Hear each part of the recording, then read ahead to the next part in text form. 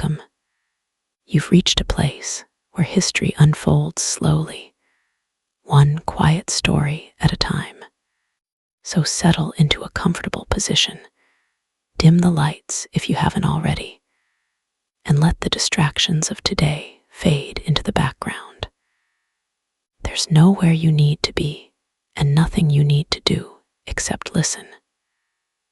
Together, we'll wander through forgotten civilizations, remarkable journeys, and the everyday lives of people who came long before us.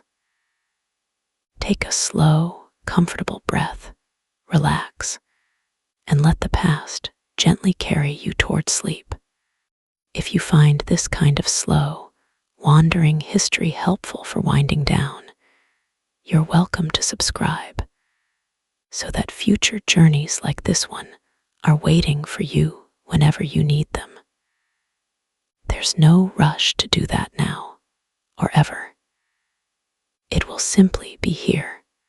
Tonight, our journey begins in the dry, windswept hills of northern China, where centuries ago, long lines of rammed earth and stone were raised across the landscape, one small section at a time, by people whose names have mostly been lost to time.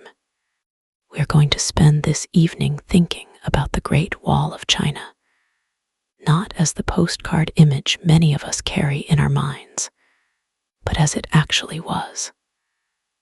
A long, uneven, patchworked series of fortifications built across many centuries by many different dynasties for many different reasons.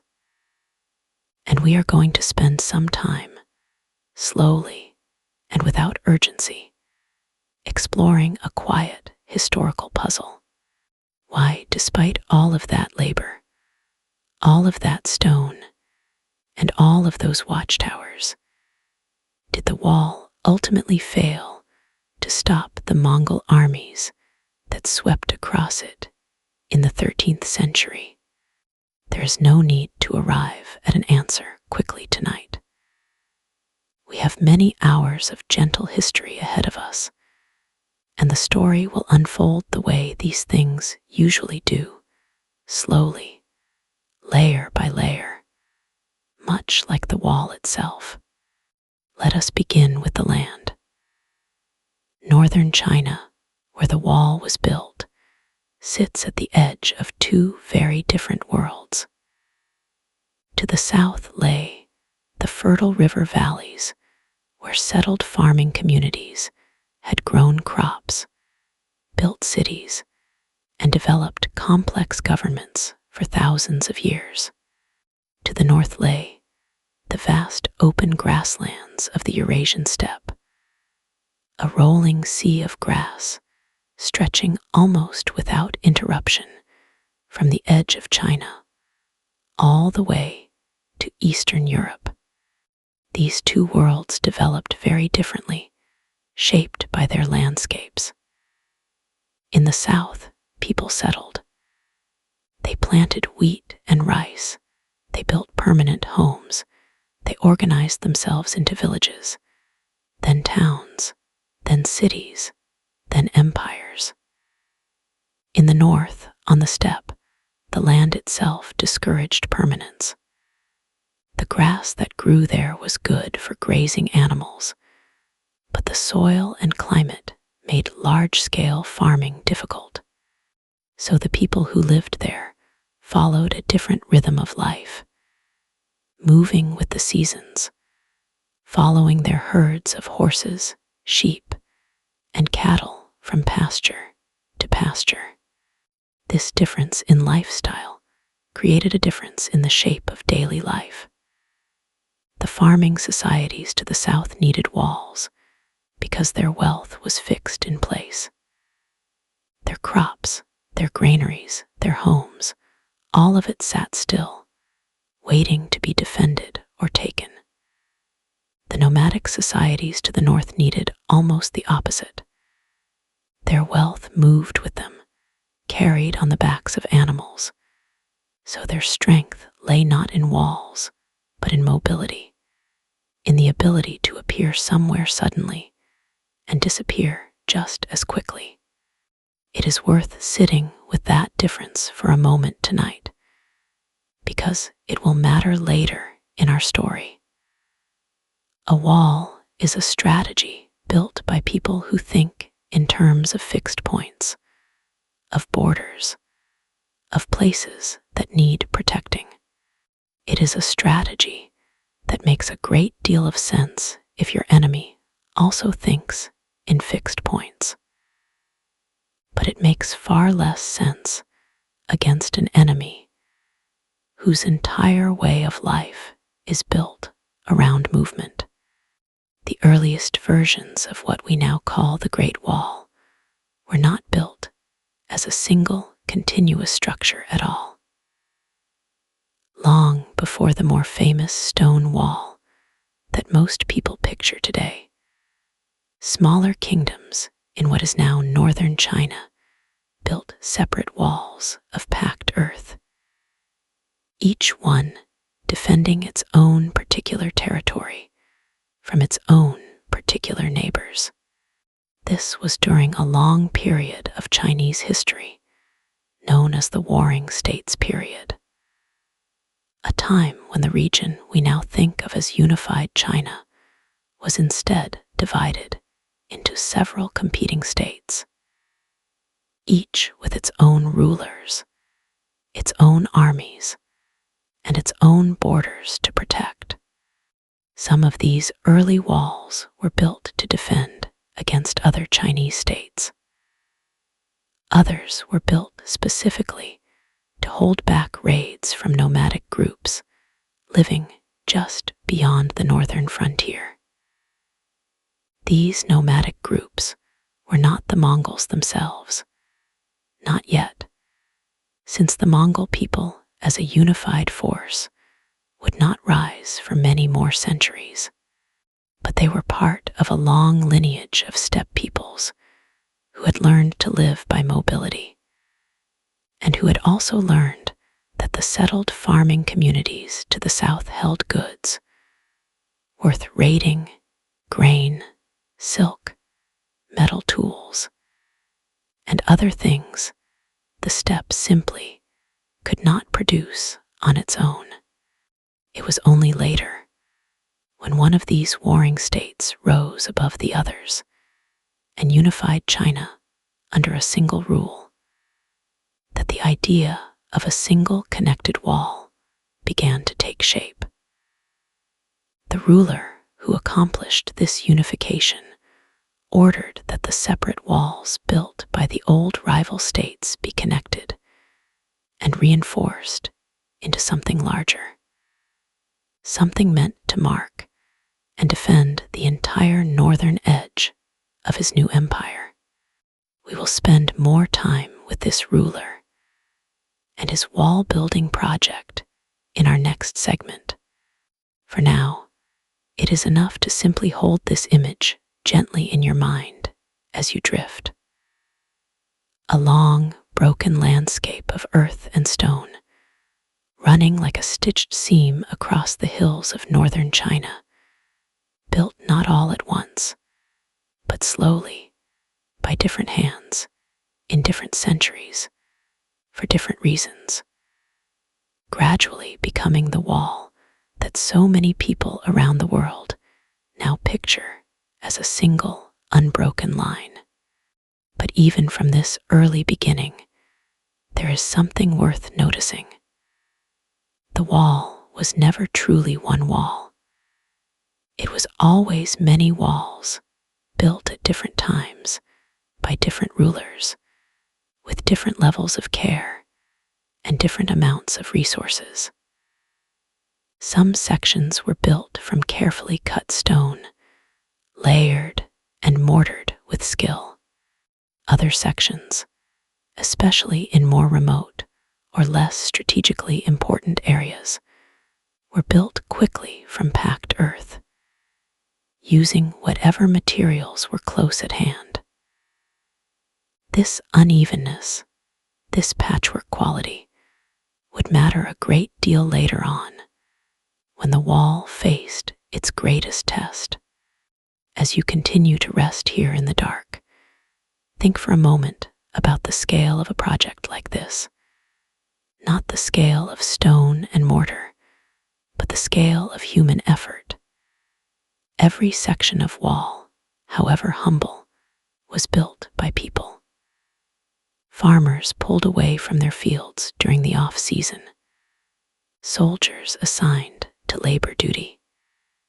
In later centuries, convicts sentenced to work on the wall as punishment.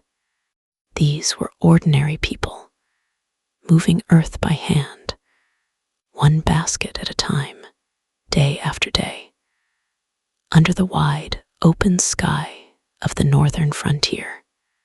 We do not know most of their names. History rarely records the names of the people who did the actual physical work of building something this large. We know the names of the emperors who ordered the wall built, the generals who defended it, and eventually the khans who would ride past it. But the wall itself, the actual physical object, was made by countless nameless hands, working slowly, season after season, for reasons that were often far removed from their own daily concerns. There is something quietly moving about that, if you let yourself sit with it. A structure so enormous that it can be seen as a kind of symbol for an entire civilization, built almost entirely by people whose individual contributions were small, repetitive, and largely unrecorded. Each one simply doing their part, moving their small portion of earth, laying their small section of stone, contributing to something far larger than themselves, and then returning home, or not returning home at all, their names slipping quietly out of history. As we drift together tonight through this story, we will move steadily forward in time, from these earliest walls, through the great unification of China, through the long centuries of dynasties that maintained and extended the wall, and eventually to the rise of the Mongol Empire itself, the largest land empire the world has ever known, and to the specific reasons why all of that stone and earth and labor was, in the end, not enough to stop them. For now, let your breathing settle into a slow, even rhythm. There is no need to hold on to every detail. Let the images simply pass through your mind like clouds moving slowly across a wide northern sky. A patchwork of ancient walls, a grassland stretching toward the horizon, farmers and herders living according to two very different rhythms of life. In our next segment, we will meet the ruler who first connected these scattered walls into something larger, and we will begin to understand not just how the wall was built, but why it was built the way it was, and what that would eventually mean for its ability, or its inability, to hold back what was coming from the north. Rest now if you need to. The story will still be here. Let us continue gently from where we left off. We were sitting with the image of scattered walls, built by separate kingdoms across northern China, each one defending its own small stretch of frontier. Now, slowly, let us move forward to the moment when those separate walls began to be joined together into something larger. This happened near the end of the 3rd century before the Common Era, when one of the competing states of ancient China, known as Qin, gradually defeated its rivals and unified the region under a single ruler. This ruler took the title of first emperor, and under his rule, many of the old internal walls that had once separated rival Chinese states from one another were no longer needed, because those states had all become part of the same empire. But the northern frontier was different. Beyond it lay peoples who were not part of this new unified China and who had no interest in becoming part of it. So rather than tearing down the northern walls, the first emperor ordered that they be connected, extended, and reinforced, forming a longer and more continuous barrier along the empire's northern edge. It is worth pausing here, in this slow and quiet moment, to think about what kind of project this actually was. We are not talking about a modern construction effort with machinery and trucks and rapid transportation of materials. We are talking about an ancient civilization, moving earth and stone largely by hand, across some of the most difficult terrain in the region, mountains, deserts, and windswept plateaus, over a distance that stretched for many hundreds of miles. The human cost of this project was significant. Historical accounts, some more reliable than others, describe hundreds of thousands of laborers conscripted for this work, many of them soldiers, many of them ordinary farmers pulled away from their land, and many of them convicts sentenced to labor as a form of punishment. The conditions were harsh. The work was slow, and for a portion of the workers, the wall became not just their labor, but ultimately, according to some traditional accounts, their resting place as well, though modern historians treat some of the more dramatic old legends about this with appropriate caution. What matters most for our story tonight is not the exact number of laborers, which remains genuinely uncertain and debated among historians, but rather the purpose behind the project and the kind of wall it produced. This early Qin Dynasty wall was built quickly, across enormous distances, using whatever materials were locally available. In some regions, that meant carefully placed stone. In other regions, particularly across the drier stretches near the Gobi Desert, it meant simple packed earth, built up in layers and left to harden under the sun. This mattered enormously for the wall's long-term durability. A wall built from carefully cut and mortared stone can last for many centuries, weathering wind and rain reasonably well. A wall built from packed earth is far more vulnerable. Over time, wind erosion, rainfall, and simple decay wear away at packed earth structures, and without constant maintenance, such walls slowly return to the landscape from which they came. This early wall, sometimes called the Qin Wall by historians, was not the wall that Mongol armies would eventually face many centuries later. Most of it, in fact, no longer exists today, worn away by time or absorbed into later, more substantial rebuilding projects undertaken by later dynasties. But its purpose and its underlying logic set the pattern for everything that followed. That underlying logic is worth sitting with quietly for a moment. Why build a wall at all? What kind of military thinking leads to a structure like this? The steppe peoples living beyond the northern frontier fought in a manner very different from the armies of settled Chinese states.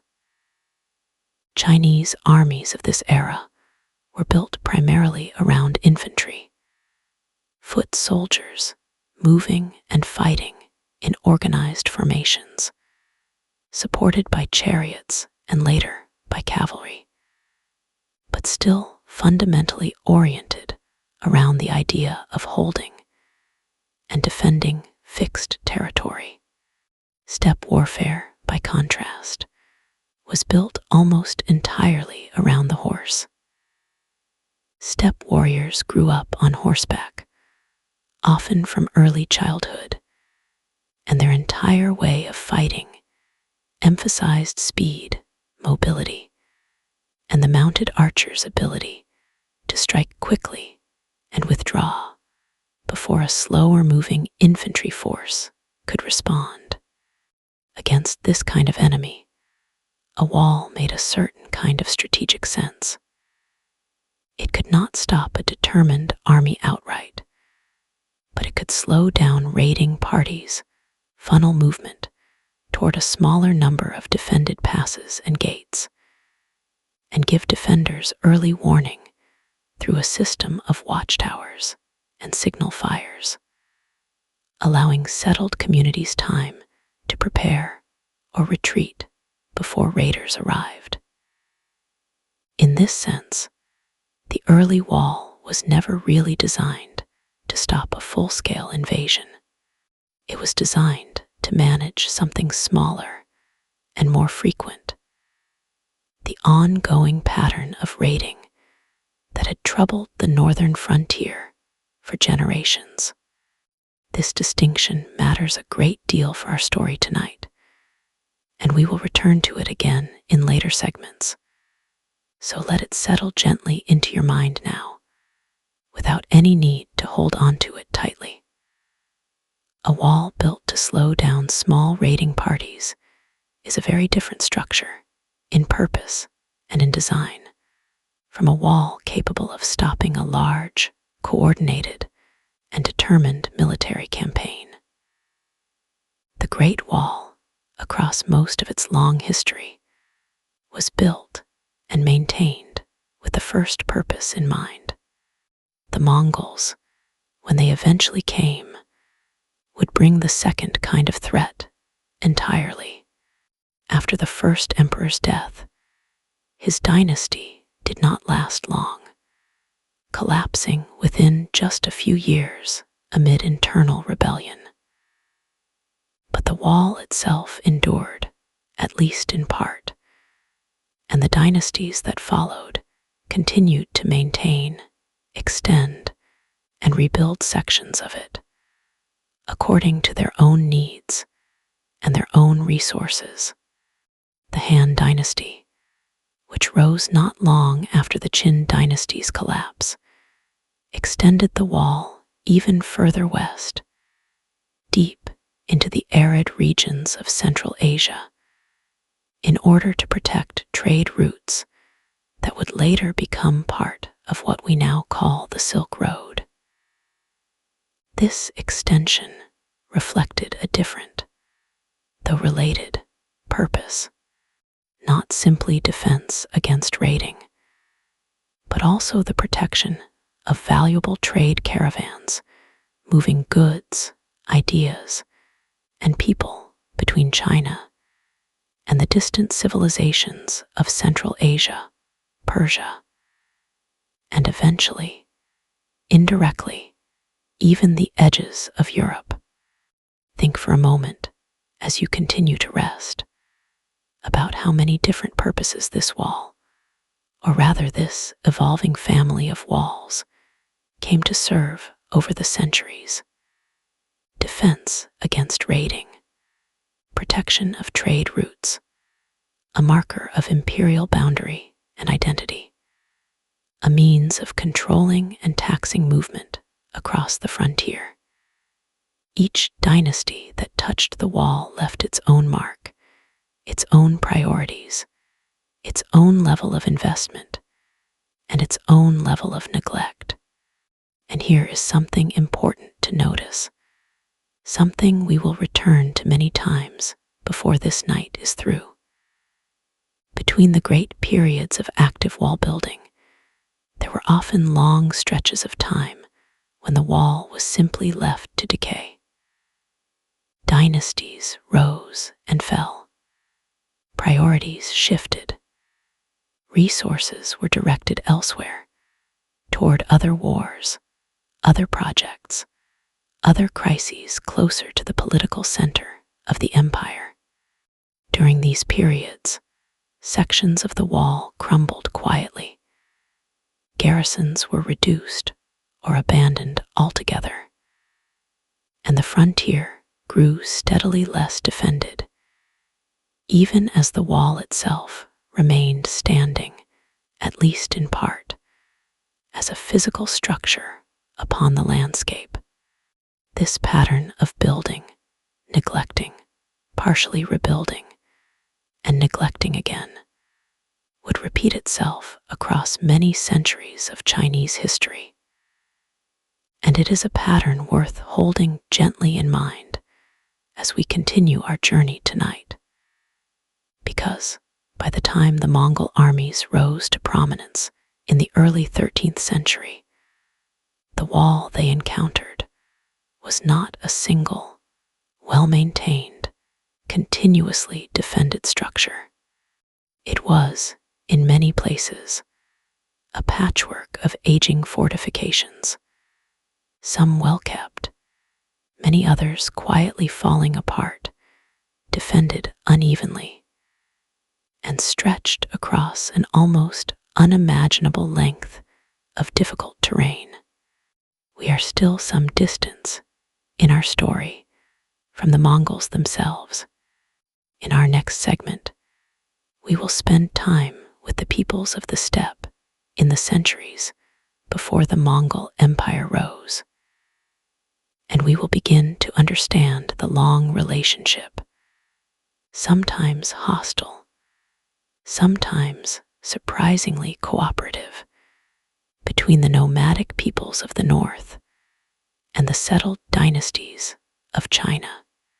It is a relationship far more complicated than a simple story of wall versus invader, and understanding it will help us understand, much later in our journey tonight, exactly what made the Mongols so different from everything that had come before them. For now, let your mind rest on the image of that early wall, stretching across the dry hills, built by countless unnamed hands, serving many purposes across many centuries, sometimes carefully maintained, sometimes quietly crumbling back into the earth from which it rose. Breathe slowly. There is no need to remember every detail. The story continues gently from here.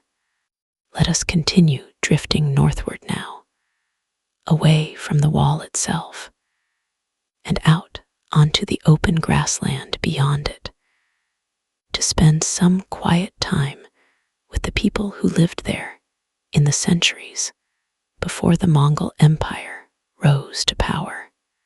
It is easy, when telling a story like this one, to think of the peoples beyond the wall only in terms of their relationship to China, as raiders, as threats, as the reason the wall existed in the first place. But that framing leaves out almost everything about how these people actually lived, and understanding their daily lives will help us understand much more clearly why the wall eventually failed to hold them back. The Eurasian steppe is an enormous belt of grassland, stretching from the edges of Manchuria in the east, across Mongolia, southern Siberia, and Kazakhstan, all the way to the plains of Ukraine and Hungary in the west. It is one of the largest continuous stretches of open grassland on Earth, and for thousands of years, it has been home to nomadic and semi-nomadic peoples who built their entire way of life around herding animals across this vast open landscape. Life on the steppe followed the rhythm of the seasons far more directly than life in the farming societies to the south. In spring and summer, herders moved their animals, horses, sheep, goats, and cattle, to higher pastures where fresh grass had grown. In autumn, they moved back down toward more sheltered lowland areas, preparing for the harsh winter ahead.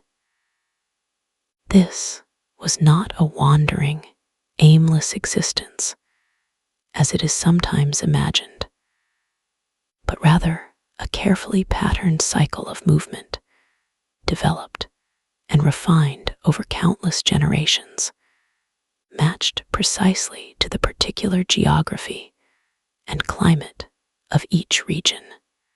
Horses were at the very center of this way of life, in a way that is difficult for those of us living in a modern, settled world to fully appreciate. Steppe children often learned to ride almost as soon as they learned to walk. Horses provided transportation, allowing families and their herds to cover vast distances that would have been unimaginable on foot.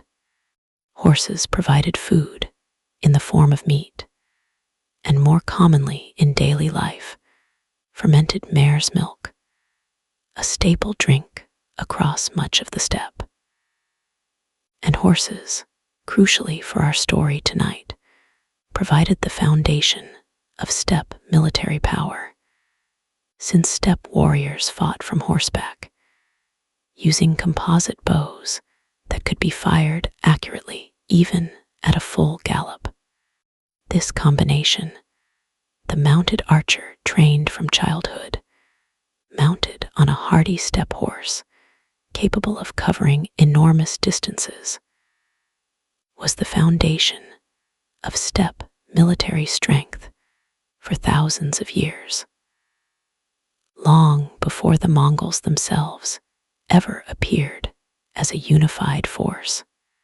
Earlier steppe peoples, with names like the Zhongdu, the Xianbei, the Ruren, and many others across many centuries, had already demonstrated the power of this style of warfare against the settled societies of China, which is part of why the original walls had been built in the first place, long before Genghis Khan was ever born. It is worth resting here for a moment on the idea that the relationship between steppe and settled societies was far older and far more complicated than a simple story of invader and victim. For much of their shared history, steppe peoples and Chinese dynasties engaged in trade as often as they engaged in raiding or warfare.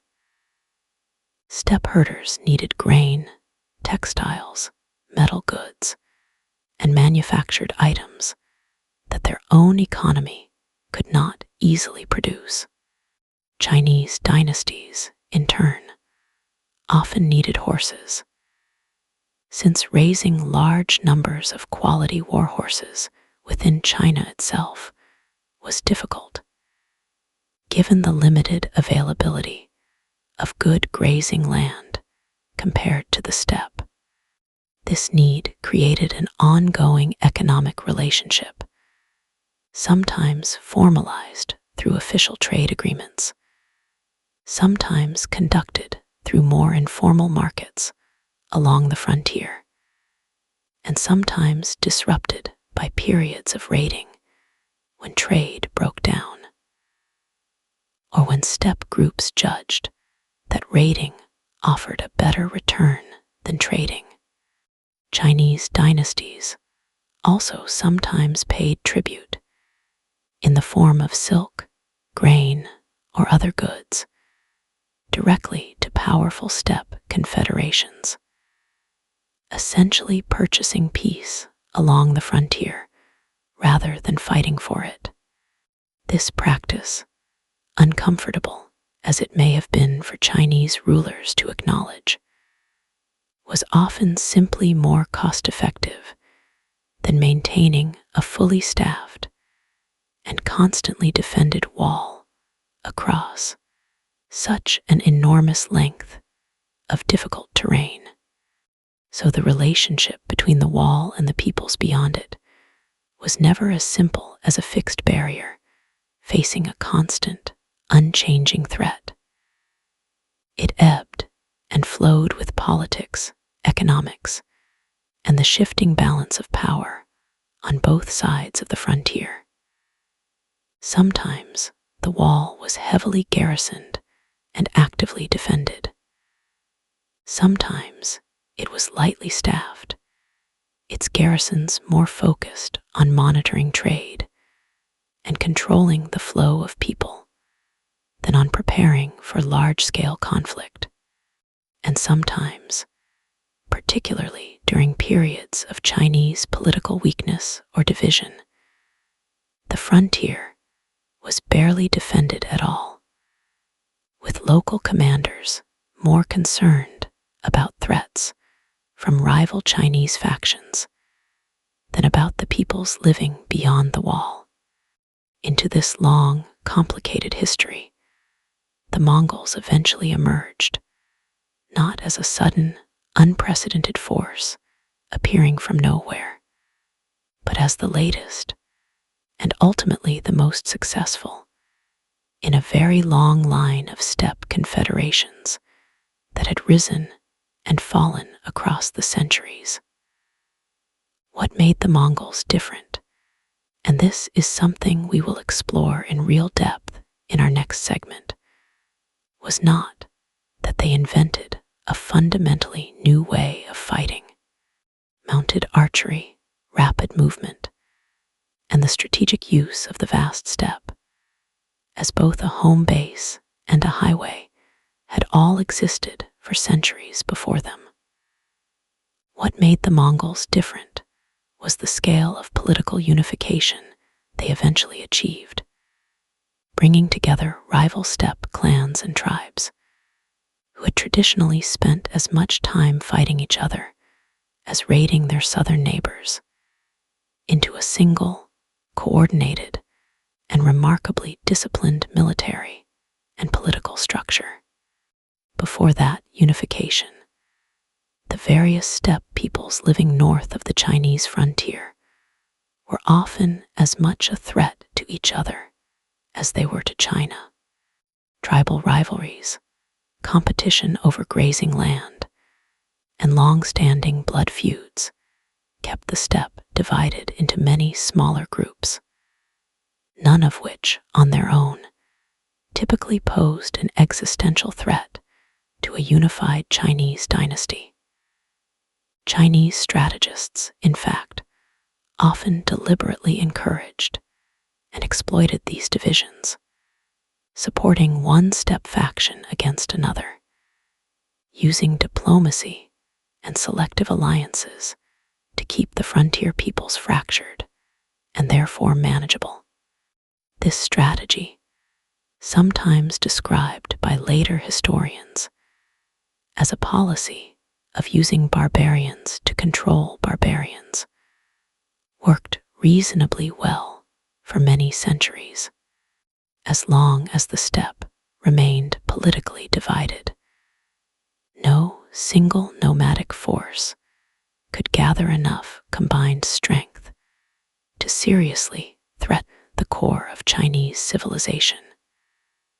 However troublesome individual raiding parties might be along the immediate frontier, it is this long historical pattern of division on the steppe and of a wall built primarily to manage smaller-scale raiding rather than large-scale invasion that sets the stage for what would happen when that pattern finally broke in the early years of the 13th century, when a single leader succeeded in doing something that no steppe leader had fully accomplished before him, uniting nearly all of the scattered tribes of the Mongolian steppe under a single, unprecedented authority. We will meet that leader properly in our next segment.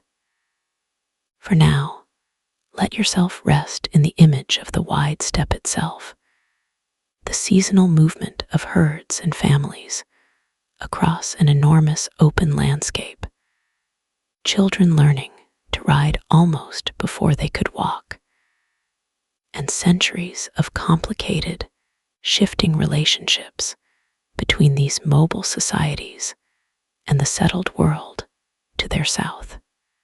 There is no need to hold onto every detail of this history.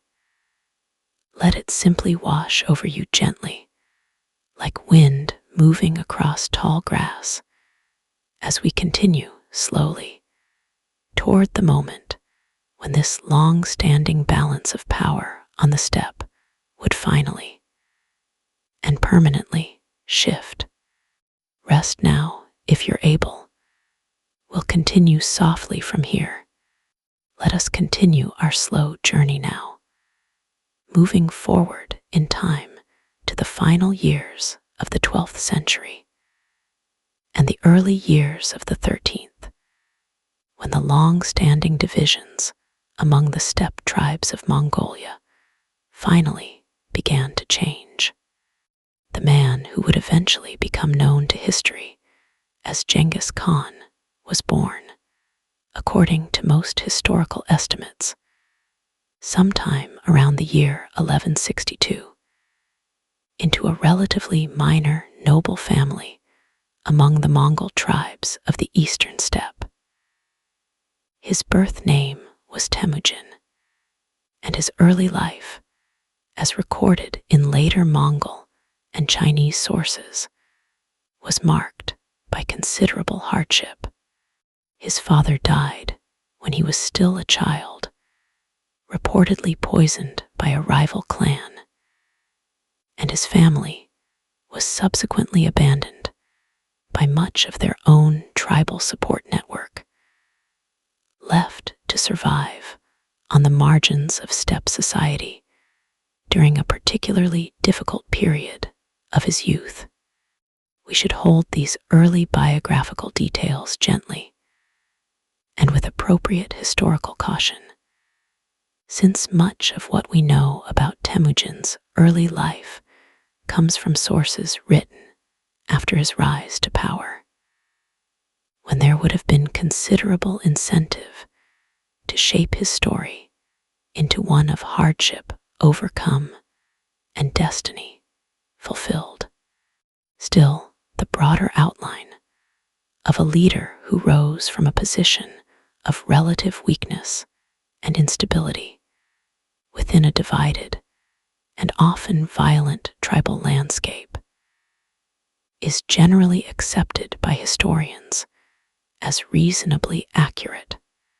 Over the following decades, through a combination of skilled diplomacy, strategic alliances, calculated betrayals, and a demonstrated willingness to reward loyalty regardless of an individual's original tribal background, Temujin gradually built a coalition of followers that grew steadily larger and more powerful. This was itself a significant departure from earlier steppe political tradition, which had generally organized loyalty and authority around bloodline and tribal identity.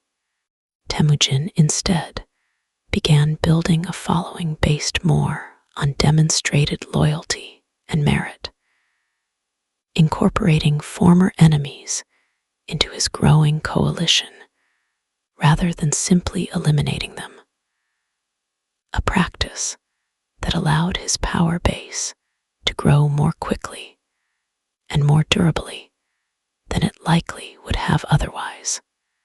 By the year 1206, after decades of shifting alliances and periodic conflict, Temujin had succeeded in bringing nearly all of the major tribes of the Mongolian steppe under his unified authority, an achievement that no previous steppe leader had managed to accomplish so completely. At a great assembly of steppe leaders, he was proclaimed Genghis Khan, a title generally understood to mean something like universal or oceanic ruler, reflecting the unprecedented scope of the authority he now held. It is worth pausing here, in this calm and unhurried moment, to consider just how significant this unification actually was. For centuries, as we discussed in our previous segment, the various tribes of the steppe had spent much of their energy competing with and raiding one another, a pattern of internal division that had generally kept any single steppe power from posing a truly overwhelming threat to its settled neighbors. With that internal division now largely resolved, the accumulated military potential of the entire Mongolian steppe, its horses, its mounted archers, its deep tradition of mobile warfare refined over many centuries, was suddenly available to a single, unified command structure for the first time in recorded history. Genghis Khan did not simply inherit this unified force and leave it unchanged. He also reorganized it in ways that made it dramatically more effective than any previous steppe army. Traditional tribal military units, organized loosely around family and clan bonds, were restructured into a more standardized system based on units of 10, drawing soldiers from different tribal backgrounds together into mixed units that owed their loyalty directly to the Khan rather than to their original tribal leaders. This restructuring weakened the old tribal loyalties that had previously made steppe confederations so prone to internal fracture, and it created a more disciplined, more centrally controlled military force than the region had ever seen before. The Mongol military that emerged from this reorganization retained the core strengths of steppe warfare that had troubled Chinese dynasties for centuries: exceptional mobility, skilled mounted archery, and an ability to travel and fight across enormous distances with a speed that settled infantry-based armies simply could not match. But it combined these traditional strengths with a level of organization, discipline, and centralized strategic planning that had simply not existed among steppe peoples before. This is, perhaps, the most important point to rest with tonight. As we continue moving slowly through this history, when people imagine the Mongol conquests, it is easy to picture an overwhelming wave of chaotic, undisciplined horsemen sweeping across the landscape through sheer numbers and ferocity. The historical reality was quite different, and in some ways more remarkable.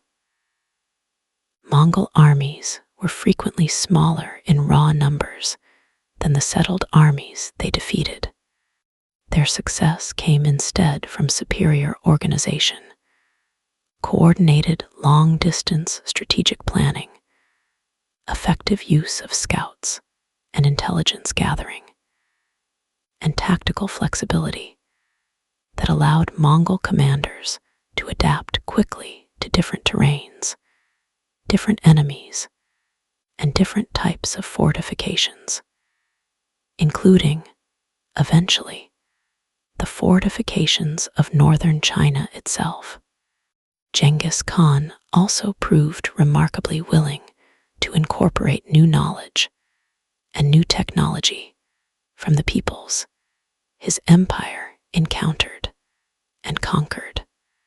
As the Mongol Empire expanded, it absorbed skilled engineers, administrators, and military specialists from many different cultures, including Chinese siege engineers, who understood how to construct and operate the kind of specialized equipment needed to breach fortified walls and cities, a capability that traditional steppe armies had historically lacked, since siege warfare was simply not a traditional part of purely nomadic military experience. This willingness to learn and adapt would prove enormously significant when Mongol attention eventually turned southward, toward the fortified frontier of northern China and toward the wall itself.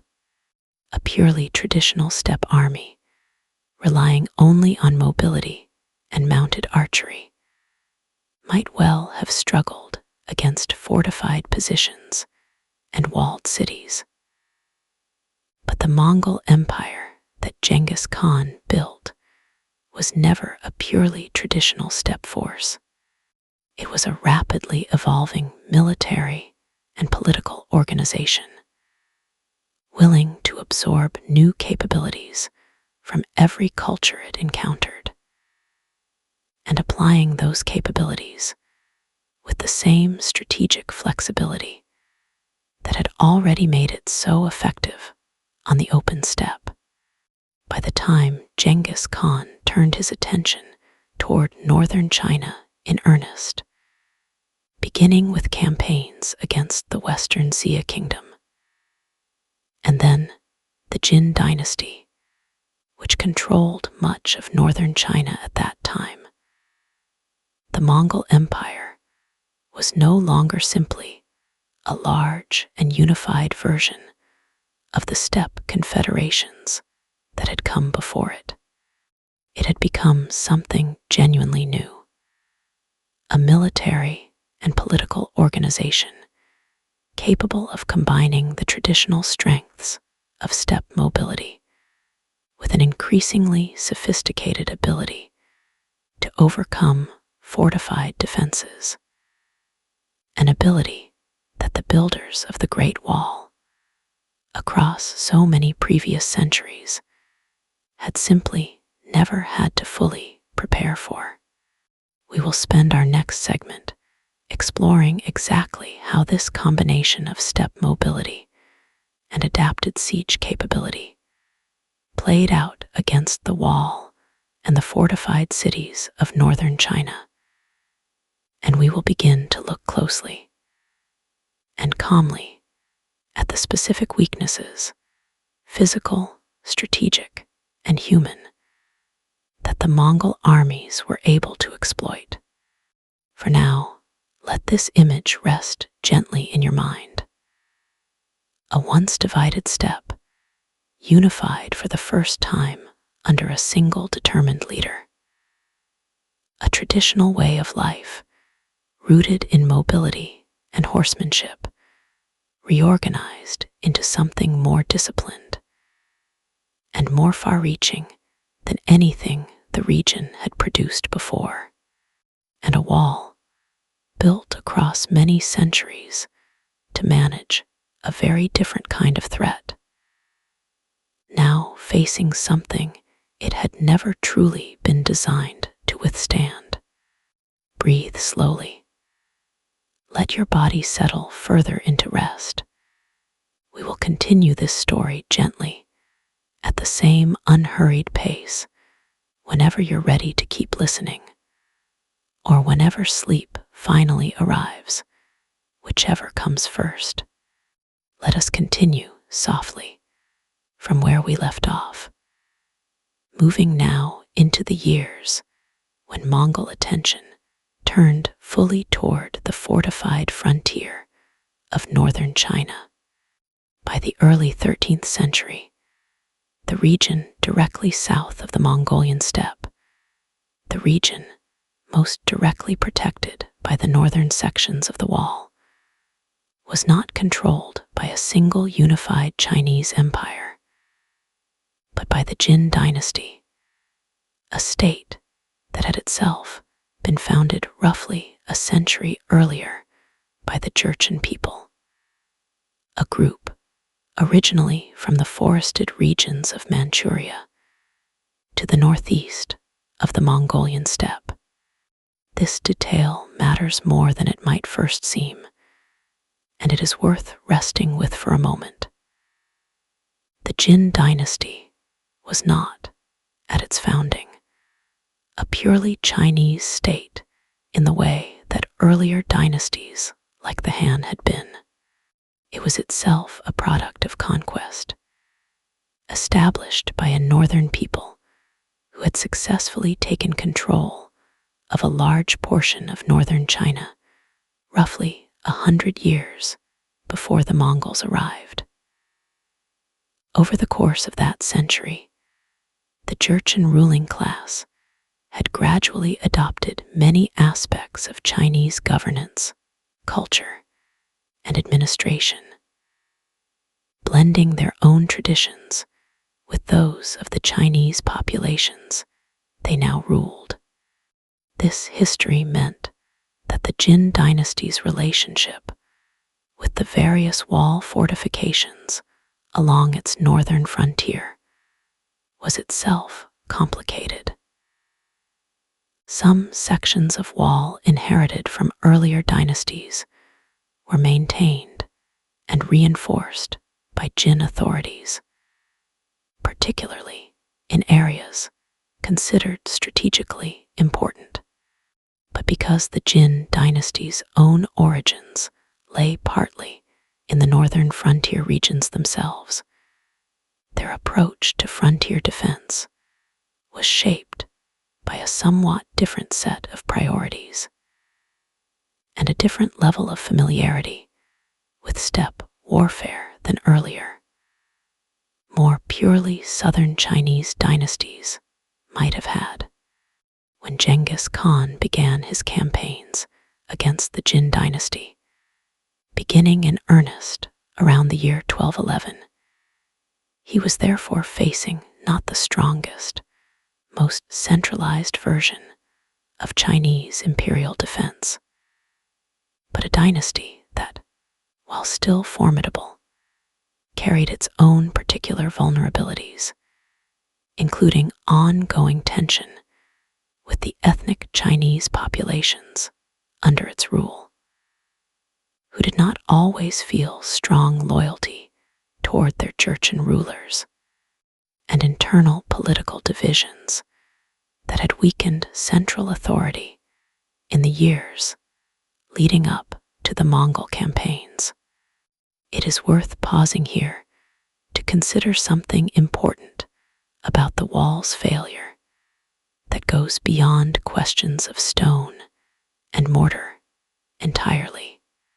A wall, however well built, is only as effective as the political and military system that stands behind it. Soldiers need to be paid, fed, and equipped. Garrison commanders need clear communication with central authority and a reasonable expectation of reinforcement if seriously threatened. Local populations need to feel sufficient loyalty to the ruling government that they are willing to support, rather than undermine the defensive effort. When any of these underlying conditions weaken, even the most physically impressive wall becomes far less effective, regardless of how strong its stones might be. This was precisely the situation facing the Jin dynasty's northern frontier as Mongol pressure began to build. Years of internal political strain, combined with periodic natural disasters and economic difficulties, had left the Jin state in a weakened condition even before Genghis Khan's armies arrived in force. Frontier garrisons in some areas were understaffed. Local commanders sometimes lacked confidence in receiving timely support from the central government, and the broader population in some frontier regions felt limited loyalty toward a ruling dynasty that many still regarded, even after a century, as a foreign imposition rather than a fully legitimate Chinese government. Against this already weakened backdrop, the Mongol military approach proved devastatingly effective. Rather than attempting to breach the wall's strongest, most heavily fortified sections directly, Mongol commanders, drawing on the kind of careful scouting and intelligence gathering that had become a hallmark of their military approach, sought out the weaker points along the frontier, the passes with lighter garrisons, the stretches of wall that had suffered from years of neglect and reduced maintenance, and the sections where local political loyalty to the Jin dynasty was weakest, and therefore most susceptible to negotiation, bribery, or simple lack of resistance. This strategy reveals something important about the nature of the wall's failure that we will return to many times before this night is through. The wall did not fail because Mongol armies smashed directly through its strongest defenses through sheer force. In most cases, they did not need to. Instead, the wall failed because it was never uniformly strong to begin with, and because a sufficiently patient, well-organized, and well-informed enemy could simply identify and exploit its weakest points, moving around or through the gaps rather than confronting its strengths head-on. There is also the question of scale to consider here, gently, without any need for alarm. The Great Wall, across its many connected and disconnected sections, stretched for thousands of miles across some of the most difficult terrain in the region. Defending a barrier of that length effectively would have required an enormous number of well-trained, well-supplied, and well-motivated soldiers, spread out across countless individual watchtowers, garrison posts, and mountain passes. Even a strong, well-funded, politically stable dynasty would have found this an immense logistical challenge. A dynasty already dealing with internal political strain, as the Jin dynasty was during this period, simply did not have the resources or the internal coordination to maintain uniformly strong defenses across such an enormous frontier.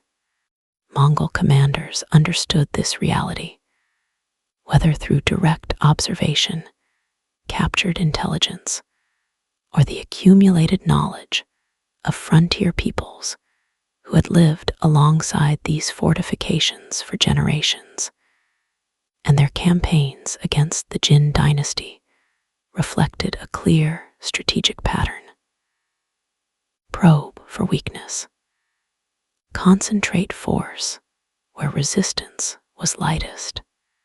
Use speed and mobility to bypass strongly defended positions entirely when possible, striking instead at less protected areas deeper within Jin territory, disrupting supply lines, communication, and civilian confidence in the dynasty's ability to protect its own population.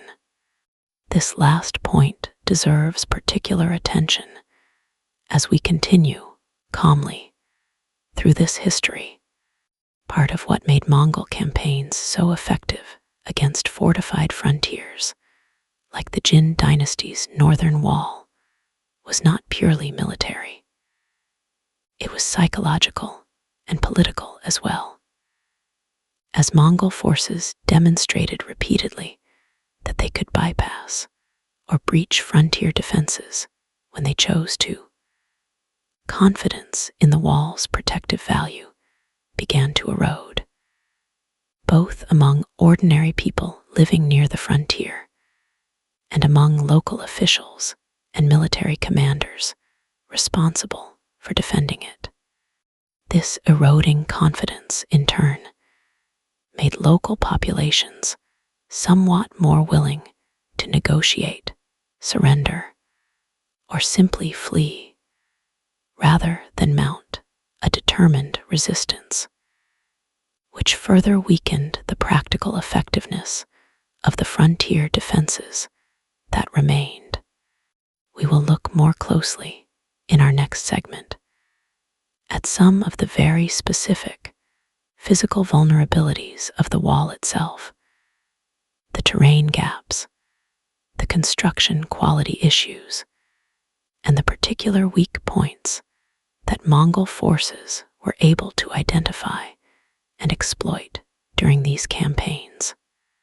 But it felt important in this segment to first establish something less tangible but equally significant: the political and social conditions surrounding the wall, which shaped its effectiveness just as much as, and arguably more than, the physical structure itself.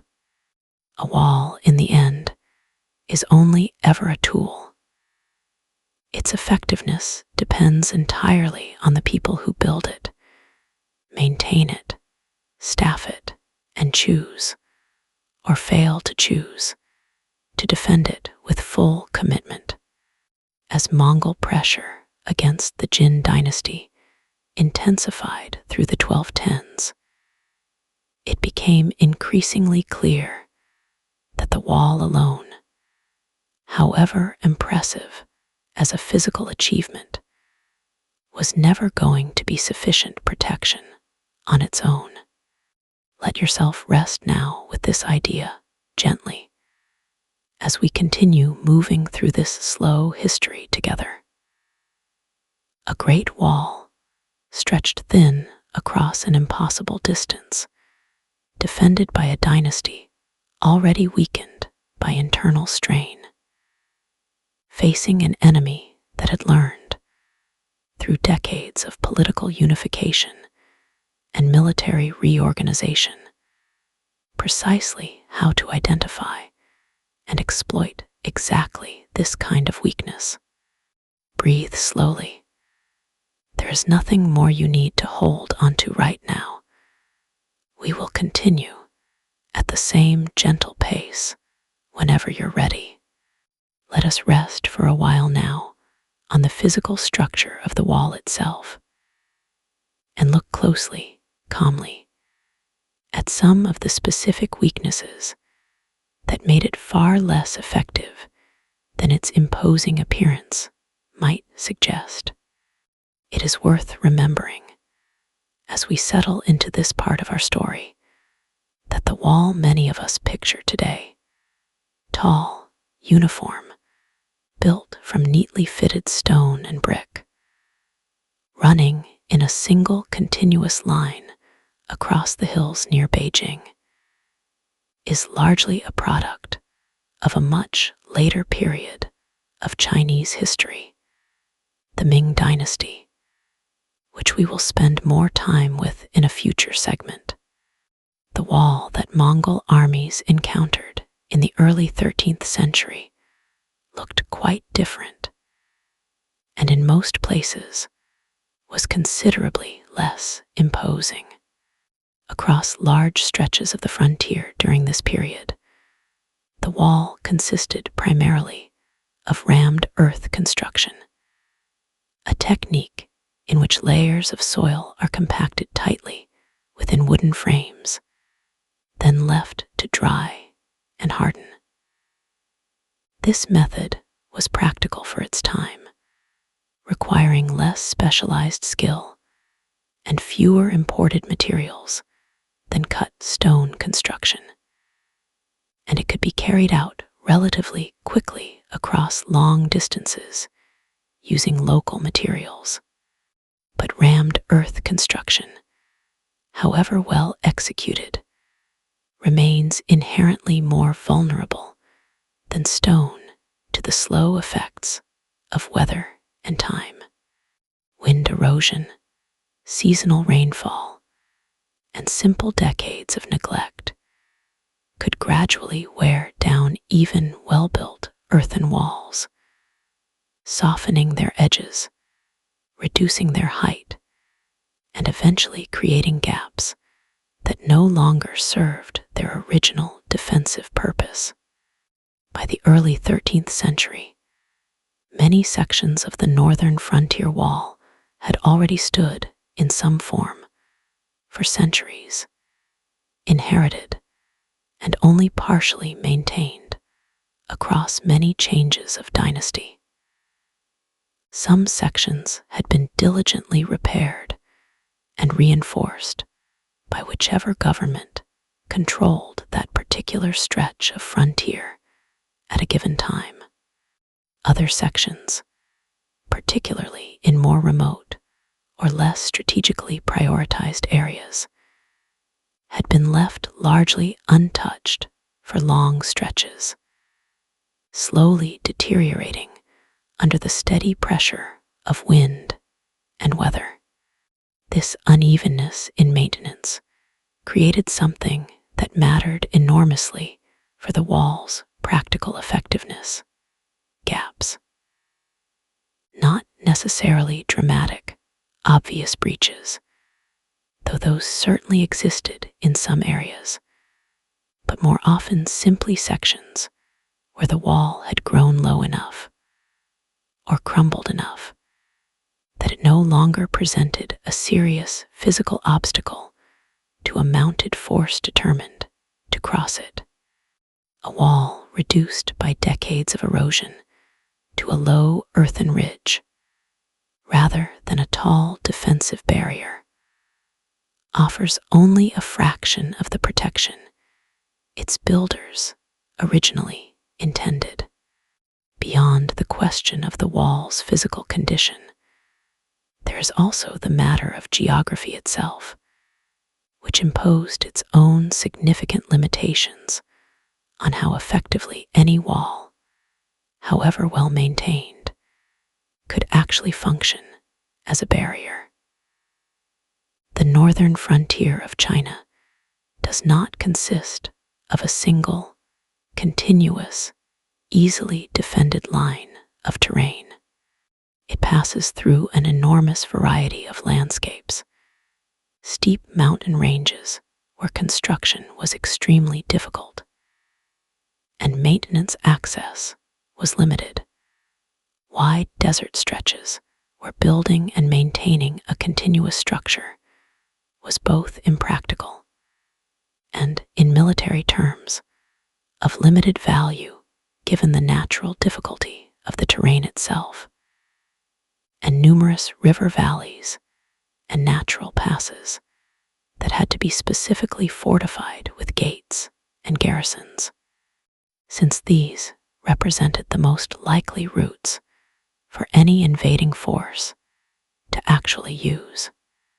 This meant that the wall was never truly continuous in any complete, unbroken sense, even during periods of active maintenance.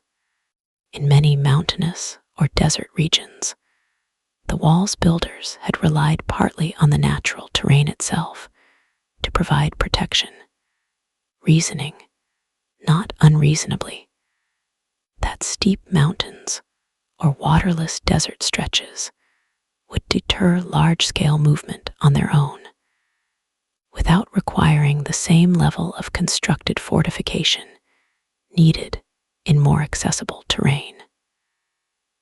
This was a sensible use of limited resources under most circumstances, but it also meant that the wall's actual defensive strength was concentrated specifically at the passes and gates, the points where fortification was considered most necessary, precisely because these were the points most vulnerable to a determined and well-informed attacker. And this is exactly where Mongol strategic intelligence gathering, something we touched on in our previous segment, became so significant. Mongol commanders, through scouts, captured local guides, and the accumulated knowledge gathered over years of contact and conflict along the frontier, developed detailed understanding of exactly where the wall's strongest points lay, and just as importantly, exactly where its weakest points could be found. Rather than attempting costly direct assaults against heavily fortified passes, Mongol forces frequently sought out these known weak points, whether that meant a poorly maintained stretch of earthen wall in a remote area, a lightly garrisoned secondary pass, or in some documented cases, simply bypassing the wall's more difficult mountain sections by taking longer but less defended routes through terrain the wall's builders had judged too difficult for large-scale movement, a judgment that a sufficiently skilled and patient cavalry force could sometimes prove wrong. It is worth resting for a moment on just how much local knowledge mattered in this process. The wall's builders had made reasonable engineering decisions based on the technology, resources, and military assumptions of their time. They could not have anticipated every possible route a future enemy might discover, nor could they have maintained perfect, continuous vigilance across every mile of an already enormous frontier for centuries on end, regardless of changing political circumstances. Mongol success against the wall depended significantly on patient reconnaissance, detailed local knowledge, and a willingness to seek out and exploit exactly these kinds of gaps, rather than on any single dramatic battlefield victory against the wall's strongest defended positions. There's also a simpler, more structural point worth considering here, one that returns us gently to an idea we touched on earlier in our journey tonight. A wall, by its fundamental design, is a static structure. It occupies a fixed position on the landscape, and its effectiveness depends heavily on defenders being present, alert, and adequately resourced at the specific points where an attack actually occurs. Given the sheer length of the frontier, many thousands of miles, when accounting for all its winding sections through mountains and valleys, it was simply not possible, even for a wealthy and well-organized dynasty, to maintain a fully alert, fully staffed garrison at every single point along that entire distance, at all times, indefinitely. Mongol forces, by contrast, retained the traditional steppe advantage of mobility, even as they adapted new siege capabilities. This meant that Mongol commanders could choose, with considerable freedom, exactly where and when to concentrate their forces, striking wherever local weakness had been identified, and moving on quickly if a particular position proved more strongly defended than anticipated. The wall's defenders, bound to their fixed positions, simply could not match this flexibility, no matter how bravely or skillfully any individual garrison might fight when actually engaged. This fundamental mismatch between a static defensive structure and a highly mobile, strategically flexible attacking force sits at the very heart of why the wall ultimately failed to stop the Mongol invasions, regardless of how impressive any individual section of it might have appeared to someone standing before it. It was never simply a question of the wall being physically weak in an absolute sense. Many sections were, by the standards of their time, quite strong. It was, instead, a question of the wall's fundamental strategic limitations as a defensive concept. Limitations that a sufficiently patient, well-organized, and mobile enemy could reliably find a way to work around. We will continue this exploration in our next segment, moving from the physical and strategic weaknesses of the wall itself toward the very human factors: corruption, low morale, political division, and simple exhaustion that further weakened its defenders during this critical period, and that in many ways compounded these physical and geographic vulnerabilities into something the wall's original builders could scarcely have anticipated. For now, let this image rest gently in your mind. A long, uneven line of earth and stone, weathered by centuries of wind and rain, strong in some places and quietly crumbling in others, stretched across mountains and deserts and river valleys, facing an enemy patient enough and well-informed enough to simply find its way around. Breathe slowly. Let your body soften further into rest. We continue on gently from here. Let us turn now gently toward the people who actually stood along the wall during these difficult years: the garrison soldiers, the local officials, and the frontier commanders whose choices, individually small but collectively significant, shaped how effectively the wall was actually defended.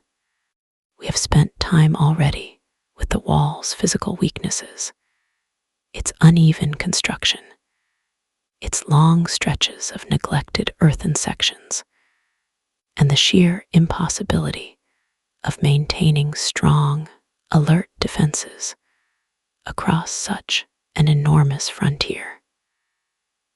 But even a physically imperfect wall can be defended reasonably well by a sufficiently motivated, well-supported, and well-led garrison. So it is worth asking, calmly and without judgment, what conditions actually existed among the people responsible for defending it during this critical period, and how those conditions shaped the eventual outcome. Frontier garrison life across most of Chinese history was rarely a desirable posting.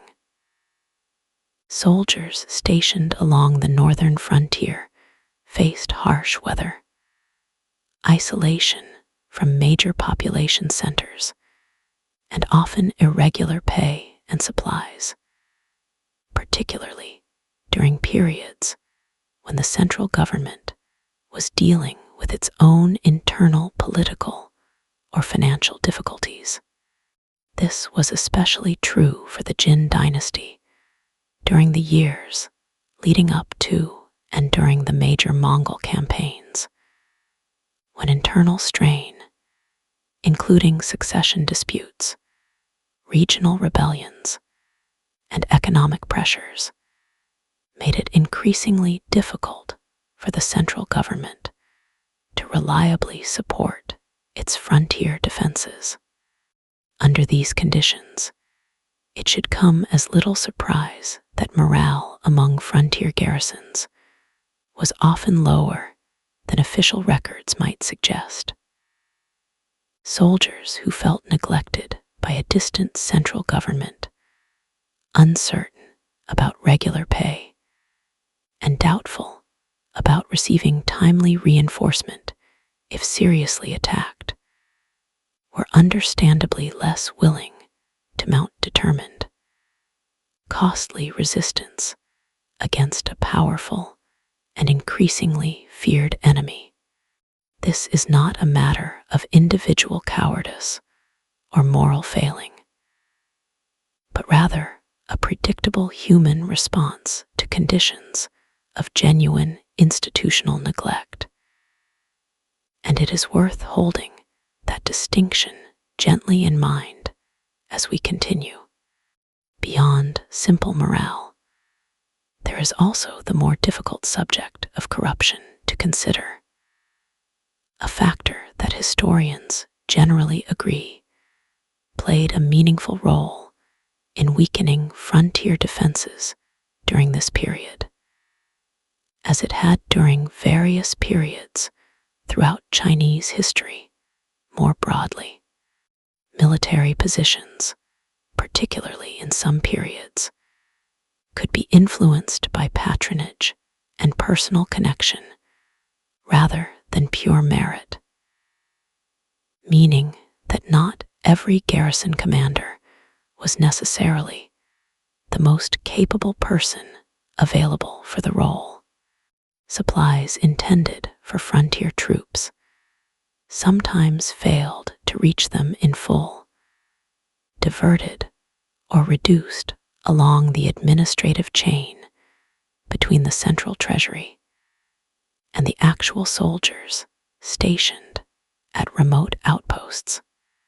These kinds of institutional weaknesses, common to large, complex governments throughout history, and not unique to the Jin dynasty specifically, further eroded the practical effectiveness of frontier defenses, regardless of how strong the wall's physical structure might have been in any given location.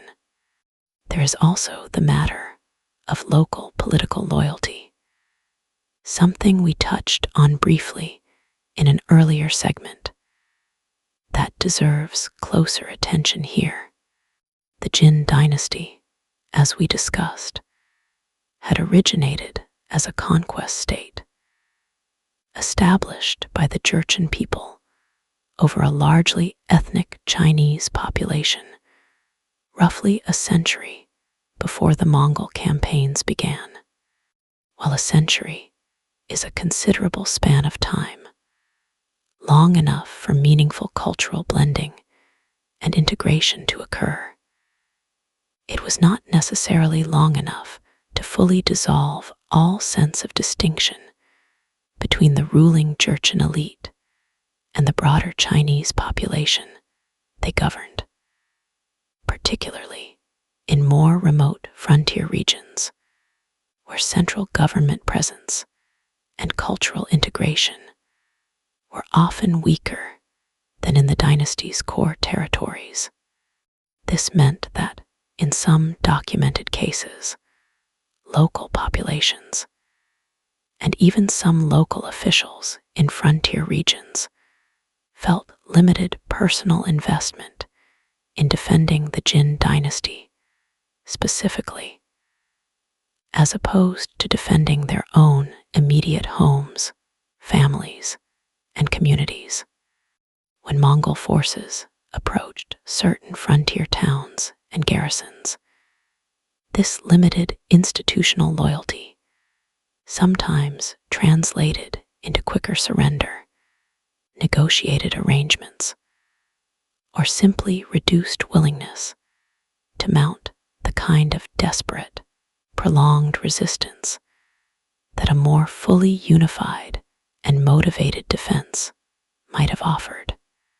It is worth being careful here, in this calm and unhurried retelling, not to overstate this factor into a simple story of betrayal or disloyalty. Most frontier soldiers and officials across most of this long conflict did attempt to fulfill their duties as best they understood them, under genuinely difficult circumstances. But history rarely moves through simple, uniform patterns of heroism or failure. It moves, more often, through countless individual decisions made under pressure, uncertainty, and incomplete information. Decisions that, added together across an enormous frontier and an extended military campaign, gradually tilted the overall balance of the conflict in one direction rather than another. Mongol commanders, for their part, appear to have understood and actively exploited these human factors with the same strategic patience they applied to identifying physical weaknesses in the wall itself. Historical accounts describe Mongol forces making deliberate efforts to negotiate with local commanders and officials, offering terms of surrender that sometimes proved more appealing than the uncertain prospect of resisting to the last against an enemy that had, by this point in the campaign, developed a formidable and increasingly well-known reputation. In some cases, garrison commanders who surrendered without prolonged resistance were treated relatively favorably, sometimes even incorporated into the growing Mongol administrative and military structure. A pragmatic approach that both reduced Mongol casualties and provided additional incentive for other garrisons to consider surrender as a viable option, rather than fighting to the last out of a sense of hopeless obligation. This pattern of combining military pressure with pragmatic political incentive proved remarkably effective at accelerating the overall collapse of frontier resistance, often more effective, in practical terms, than pure military force applied on its own might have been. A wall defended by soldiers who see a realistic, relatively favorable path toward surrender, rather than only the prospect of hopeless resistance followed by destruction, is a wall that will generally fall more quickly than official military assessments, focused purely on troop numbers and fortification strength, might predict. There is a broader lesson embedded in this part of our story, one worth resting with gently as we continue tonight. Physical fortifications, however impressive, are ultimately defended by human beings, operating within larger political, economic, and social systems that shape their morale, their resources, and their sense of investment in the outcome. When those larger systems are functioning well, when soldiers are properly paid and supplied, when local populations feel genuine loyalty toward their government, and when frontier commanders can reasonably expect support and reinforcement from the center. Walls and fortifications can indeed provide significant, meaningful defensive value. But when those larger systems begin to weaken through internal political strain, economic difficulty, or simple institutional neglect accumulated over years or decades, even the most impressive physical fortifications gradually lose much of their practical effectiveness, regardless of how solid their stones or how thick their earthen ramparts might remain. This is, in many ways, one of the central truths at the heart of why the Great Wall ultimately failed to stop the Mongol invasions. Not any single dramatic battlefield defeat, though there were certainly significant military engagements throughout this long campaign, but rather a gradual, compounding erosion of the wall's practical defensive value, driven by physical decay in some sections, geographic limitations across its enormous length, and a wide range of human and institutional weaknesses among the very people responsible for defending it. In our next segment, we will look at how these accumulated weaknesses played out in the specific, gradual conquest of the Jin dynasty's northern territories. And we will begin to trace, calmly, and without unnecessary detail, the broader path of Mongol expansion through the remainder of the 13th century, including the eventual establishment of Mongol rule over the whole of China under Kublai Khan. For now, let this image settle gently in your mind. Frontier soldiers, tired and uncertain, waiting along an enormous, imperfect wall. Local officials weighing difficult, human choices between resistance and survival, and an enemy patient enough to exploit every weakness, physical and human alike, that this long, complicated history had gradually created. Rest now, if sleep is beginning to find you. We continue softly onward. Let us continue now, gently, tracing the specific course of the Mongol campaigns against the Jin dynasty, as the weaknesses we've discussed, physical, geographic, and human, gradually combined to produce a broader collapse of northern Chinese frontier defenses. By the year 1213, Mongol forces under Genghis Khan had already breached the outer frontier defenses in multiple locations, moving with the strategic patience and flexibility we discussed in previous segments, avoiding the strongest points of resistance where possible, and concentrating force wherever weakness had been identified. Mongol armies advanced steadily into Jin territory, moving through the North China Plain, the agricultural heartland of northern China, and approaching the Jin capital itself, a city known as Zhongdu, located near the site of the modern city of Beijing. Zhongdu was, by the standards of the time, an enormously well-fortified city, protected by substantial walls of its own, quite apart from the frontier wall system further north.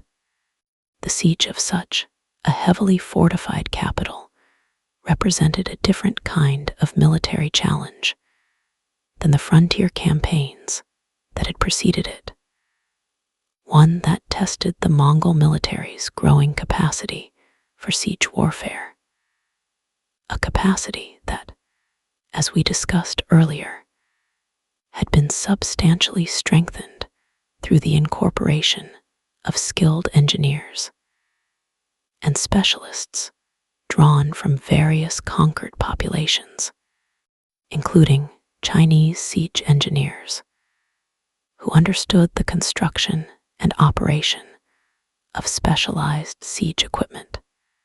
The campaign against Zhongdu unfolded gradually over an extended period rather than through a single decisive battle.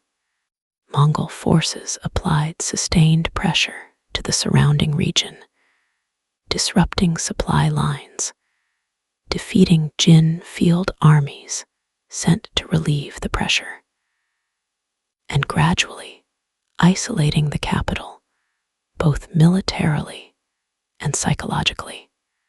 Eventually, after prolonged pressure and negotiation, Zhongdu fell to Mongol forces in the year 1215, a significant milestone in the broader campaign, though not, importantly for our story tonight, the complete end of Jin resistance, which would continue in various forms for nearly 2 more decades, until the Jin dynasty's final collapse in 1234.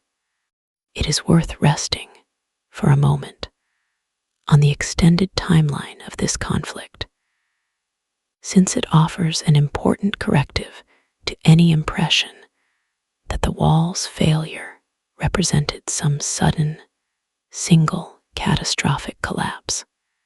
The gradual erosion of Jin frontier defenses and the eventual conquest of northern China unfolded across more than 2 decades of sustained, patient Mongol pressure, punctuated by periods of intense conflict and periods of relative pause. As Mongol attention and resources were periodically directed toward other campaigns across their rapidly expanding empire, including significant military efforts extending westward into Central Asia and eventually toward Persia, the Caucasus, and Eastern Europe. This broader context matters for our understanding of the wall's failure. The Mongol Empire that eventually completed the conquest of China was, by this point in its history, engaged in military campaigns across an almost unimaginably vast geographic range, stretching from the Pacific coast of East Asia to the edges of Europe. The resources, strategic attention, and accumulated military experience gained across this enormous, multi-front expansion contributed directly to the sophistication and effectiveness of Mongol operations against the Chinese frontier, creating a kind of feedback loop in which techniques, technologies, and strategic lessons learned in one theater of conquest were often applied effectively in others. Following the death of Genghis Khan in 1227, his successors continued the campaign against the remaining Jin territories, eventually completing the conquest in 1234, sometimes in cooperation with the southern Song dynasty, which controlled southern China and had its own long-standing rivalry with the Jin. This cooperation, worth noting gently here, illustrates once again the complicated, shifting nature of political alliances during this period, in which the relationship between different powers was rarely a simple, fixed matter of clear allies and clear enemies. The fall of the Jin dynasty did not, however, mean the immediate end of Mongol military activity in China.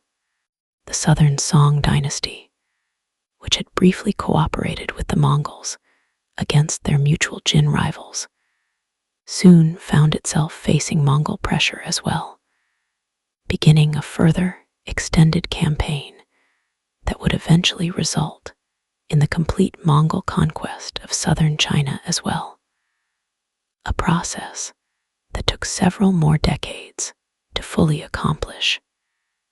Given the different terrain and different strategic challenges presented by southern China's extensive river systems, dense population, and different style of fortified city defenses, this full conquest was eventually completed under Kublai Khan, a grandson of Genghis Khan, who in 1271 formally established the Yuan dynasty, marking the first time in Chinese history that the entirety of China came under the rule of a foreign, non-Chinese dynasty of steppe origin.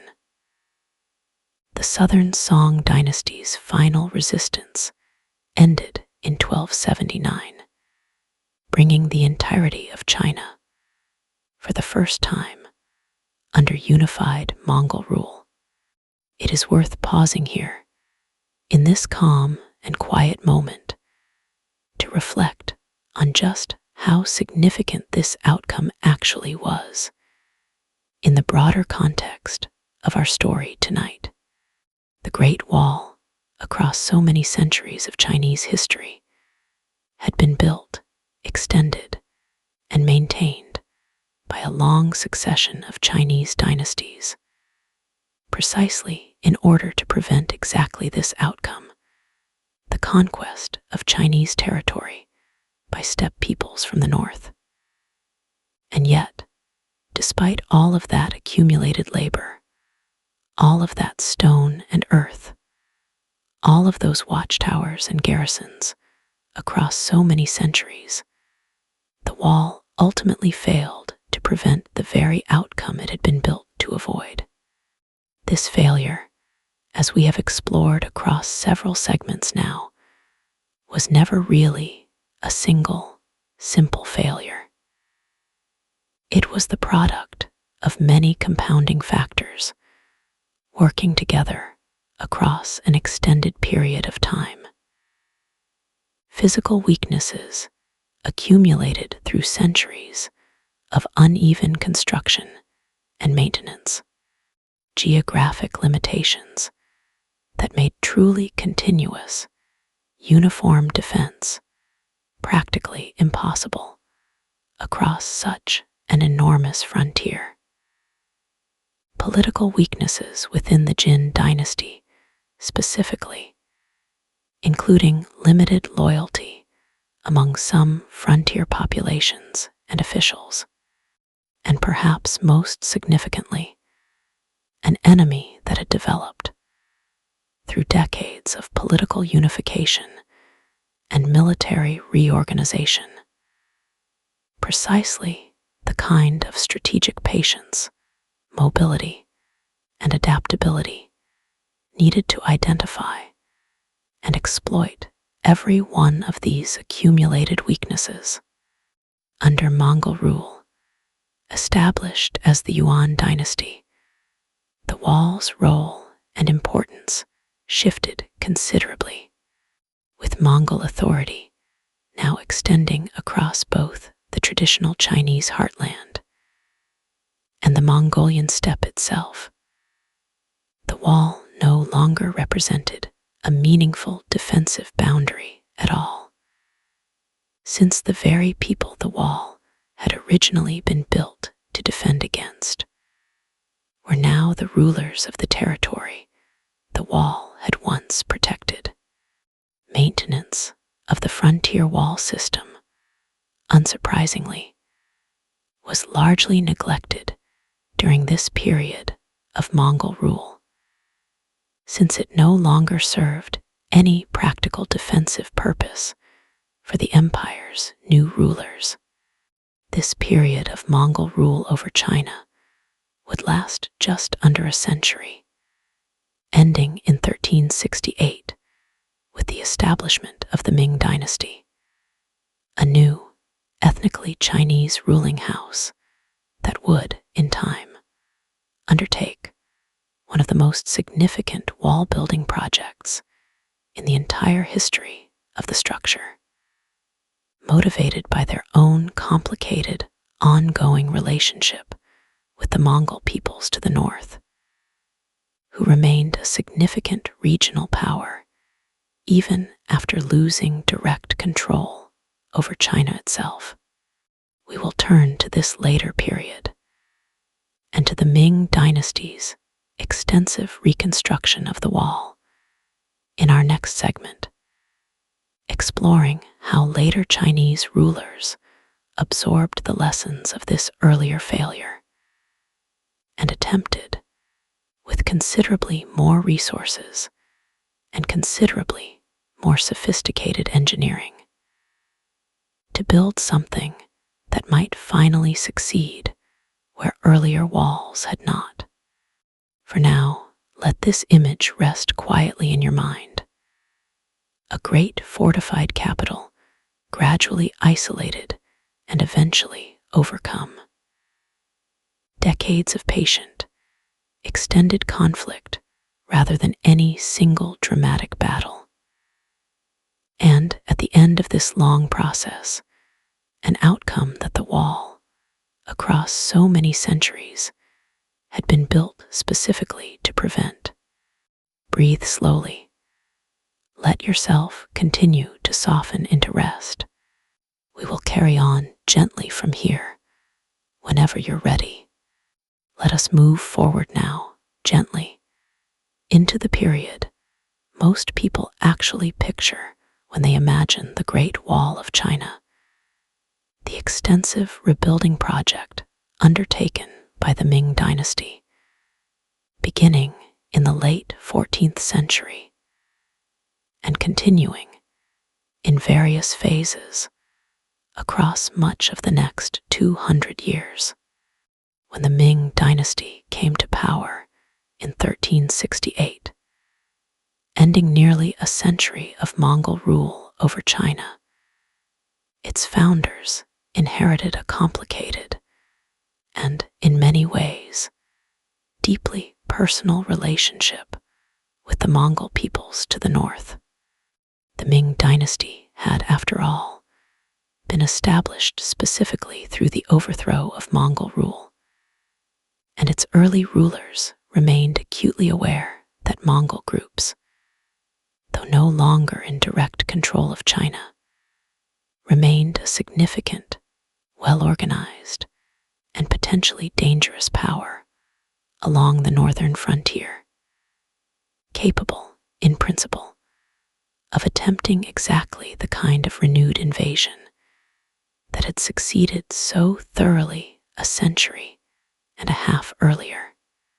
This awareness shaped Ming frontier policy profoundly, and it is the primary reason the Ming Dynasty undertook such an extensive, sustained wall-building project. One considerably more ambitious in terms of engineering quality and sustained investment than most of what had come before it. Rather than relying primarily on rammed earth construction, as many earlier dynasties had, Ming engineers made extensive use of fired brick and cut stone across many key sections of the frontier, particularly in areas considered most strategically vulnerable, closer to the capital and to other politically significant regions. This produced a wall considerably more durable and considerably more visually impressive than most of the earlier iterations we've discussed across this journey tonight. which is part of why so many of the wall sections that survive and remain accessible today.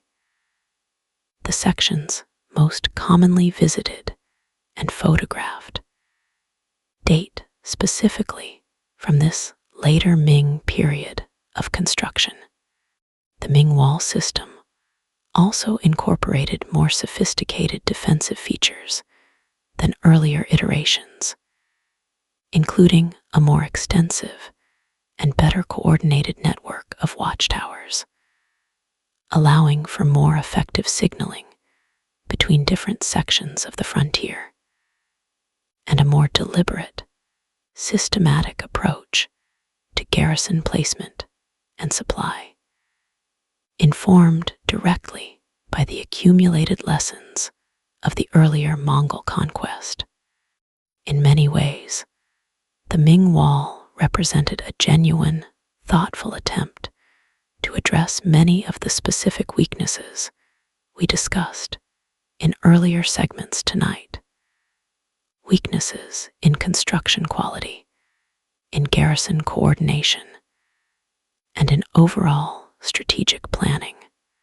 And yet, despite these significant improvements, it is worth resting calmly and honestly on an important and somewhat sobering historical reality.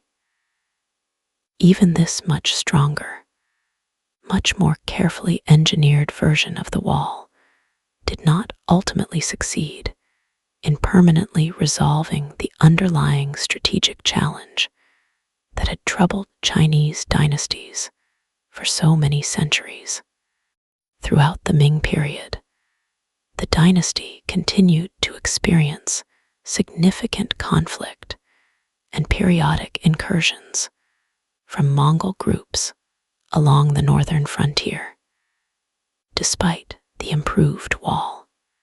In one particularly notable incident in 1449, a Ming emperor was actually captured by Mongol forces following a disastrous military campaign, an event that, while not involving a simple, direct breach of the wall itself, nonetheless illustrated that the underlying threat from the north remained very much alive, wall or no wall, throughout much of the Ming period. This ongoing vulnerability, even after such extensive investment in wall construction, offers an important insight worth sitting with gently as we near the end of our exploration of the wall's story tonight. No wall, however well built, however well maintained, and however well garrisoned, can ever completely eliminate a determined, capable, mobile threat operating along an extended frontier. Walls can raise the cost and difficulty of invasion. They can slow movement, provide early warning, and channel conflict toward more defensible, predictable points. But they cannot, on their own, provide absolute, permanent security, particularly against an adversary who retains the strategic flexibility to probe for weakness, adapt tactics over time, and when necessary, simply wait for moments of political or military weakness on the defending side.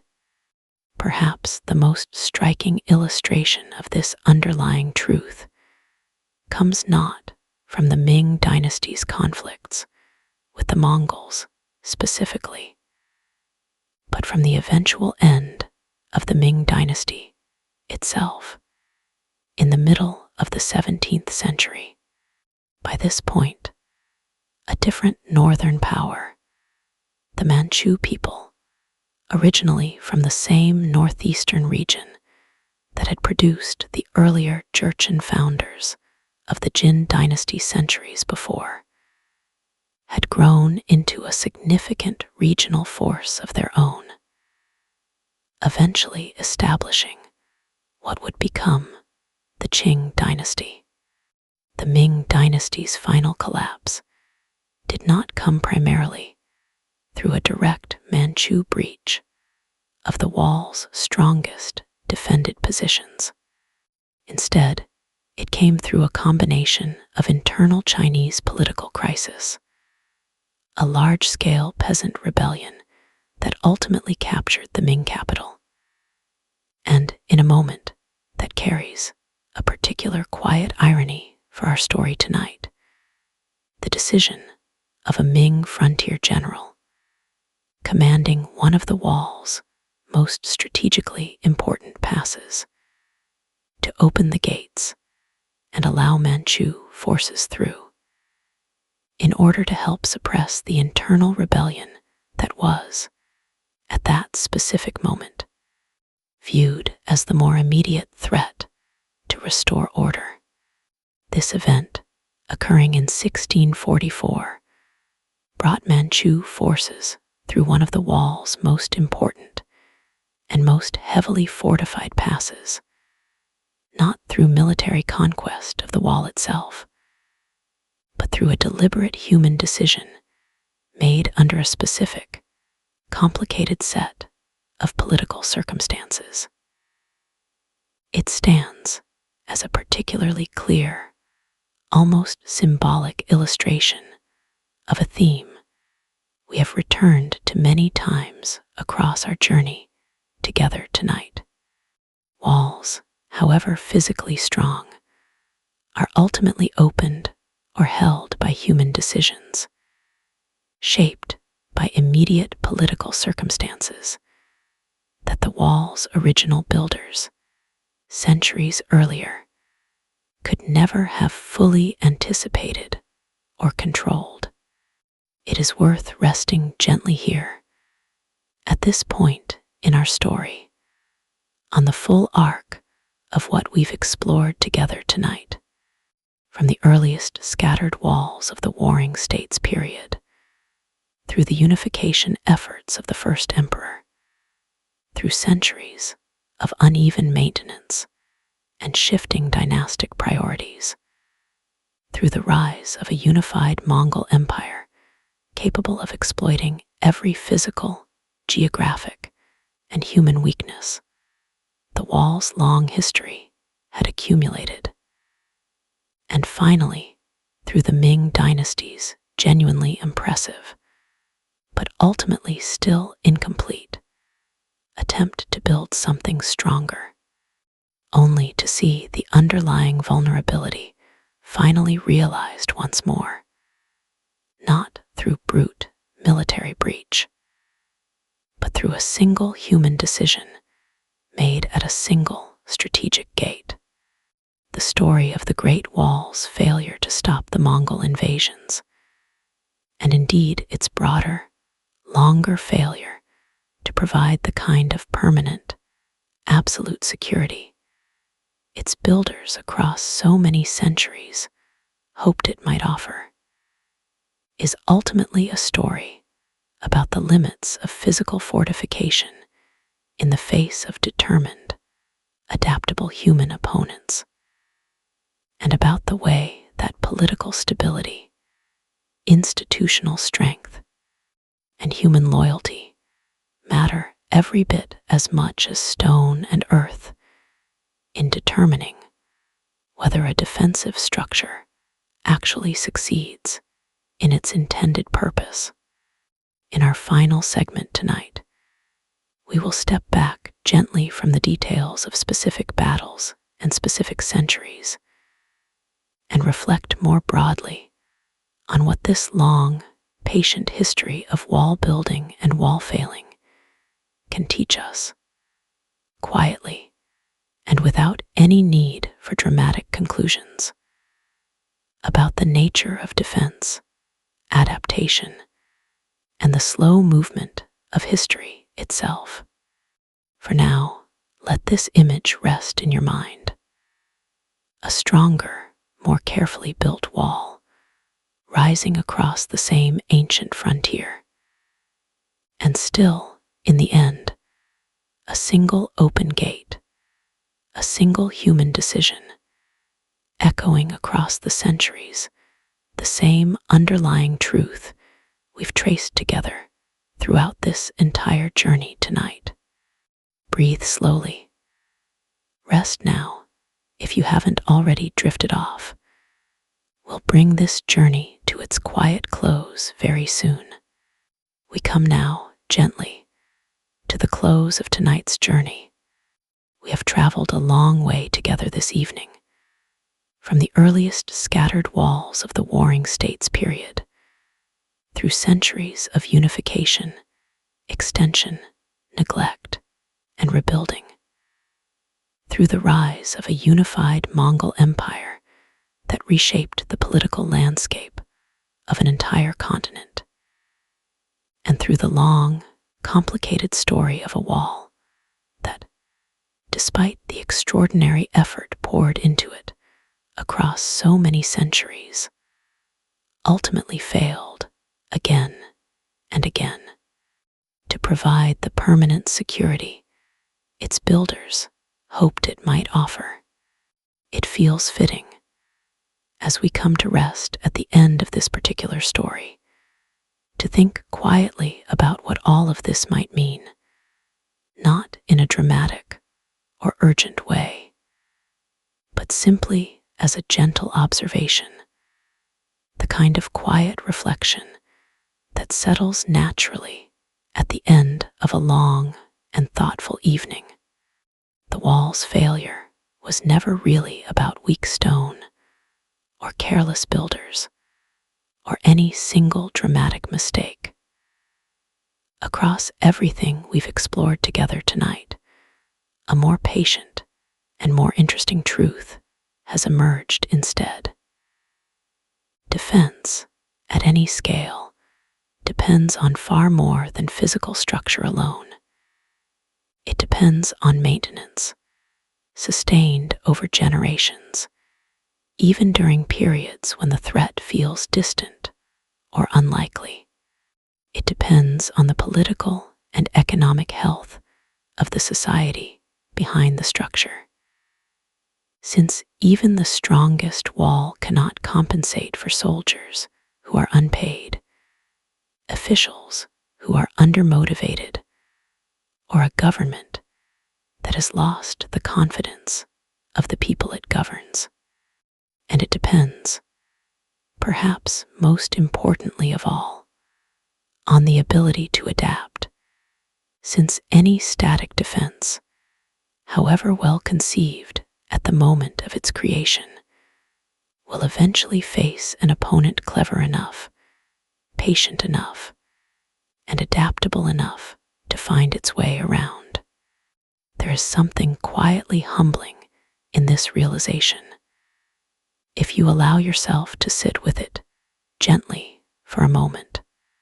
Across more than 1,000 years, generation after generation of rulers, engineers, and ordinary laborers poured enormous effort into this project, each one believing, reasonably enough given what they knew at the time, that this wall, or this particular extension of it, or this rebuilding of a crumbling section, might finally provide the lasting security their society needed. And time and again, the underlying challenge simply shifted, adapted, or found another way through. Not because any individual effort was foolish or wasted, but because the fundamental nature of the problem, a vast, difficult frontier facing a mobile, adaptable rival, was never truly solvable through fortification alone. This does not mean the wall was without value, and it feels important to say that clearly, gently, before we close.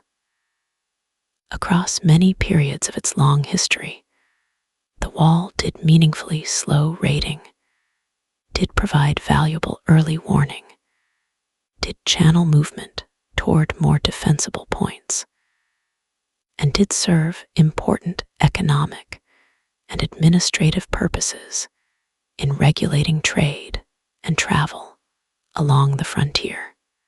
Its failure to provide absolute, permanent security against a determined and highly capable adversary like the unified Mongol Empire does not erase the real, practical value it provided across so many other contexts and so many other centuries. History rarely deals in simple successes and simple failures. More often, it deals in structures and strategies that work reasonably well under some conditions and prove insufficient under others. And the wall's long story reflects this complicated reality as clearly as almost anything else in recorded history. If there is a single thread worth carrying gently with you from this evening's journey, perhaps it is this: strength, whether we are speaking of ancient walls or of anything else, is rarely just about the solidity of what has already been built. It is about the ongoing willingness to maintain, to adapt, and to understand honestly where the real vulnerabilities lie, even when doing so is inconvenient, expensive, or politically difficult. The dynasties that maintained their frontier defenses most effectively were not simply the ones with the most stone or the tallest walls. They were the ones that paid consistent attention to the human systems standing behind those walls: the soldiers, the officials, the local populations, whose morale and loyalty ultimately determined whether any physical structure would actually be defended when the moment came.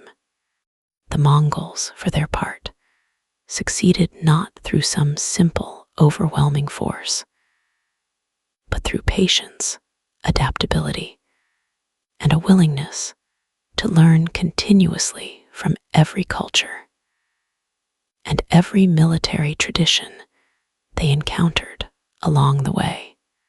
Their success reminds us, gently, that rigid adherence to a single strategy, however well it may have worked in the past, eventually meets its limits when the world and the nature of the challenges it presents continues to change around it.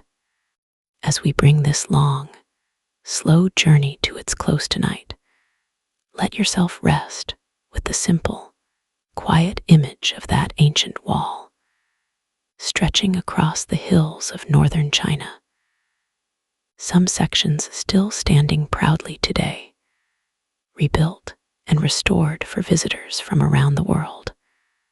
Other sections long since worn back into the earth from which they rose, their stones scattered, their purpose faded into memory. It stands now mostly not as a functioning defensive structure, but as a quiet monument to an enormous, sustained, deeply human effort, an effort that reveals as much about the limits of fortification as it does about the extraordinary lengths people will go to across so many generations in pursuit of safety and security for the people and places they cared about. Thank you for spending this quiet evening with me, wandering slowly through this long history together. If this kind of gentle, unhurried storytelling has helped you find your way toward rest tonight, you're welcome to subscribe so that future journeys through forgotten places and quiet histories will be here waiting for you whenever you need them again. There is nothing more you need to do now. Let your thoughts settle. Let your breathing slow. Let the wall and the wide step beyond it and all the centuries we've wandered through together tonight fade gently into the quiet dark. Sleep well,